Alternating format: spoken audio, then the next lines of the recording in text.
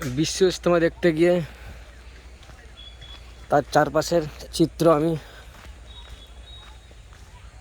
তুলে ধরলাম। বিশ্ব ইজতেমা দেখতে গিয়ে তার চারপাশের চিত্র আমি আপনাদের কাছে তুলে ধরলাম।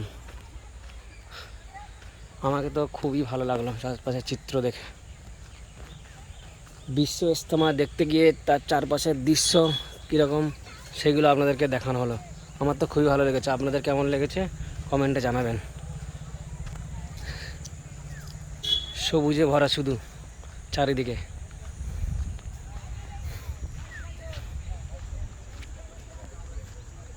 মাঠ ঘাট বন জঙ্গল কত কি, পুকুর নদী নালা সব কিছুই আছে এখানে।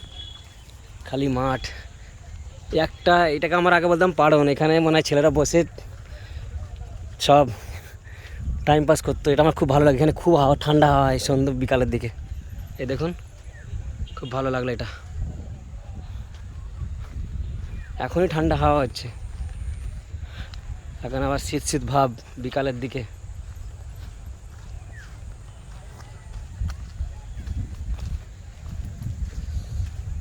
কি সুন্দর প্রাকৃতিক দৃশ্য।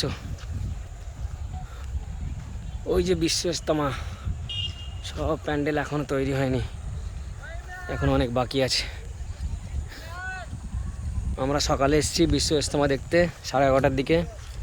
আসার পরে কিছুক্ষণ ঘোরাঘুরি করার পরে আমরা কিছু খাওয়া দাওয়া করলাম। তারপর আবার ঘোরাঘুরি করে 1-2 ঘন্টা আবার দুপুরে লাঞ্চ খেলাম।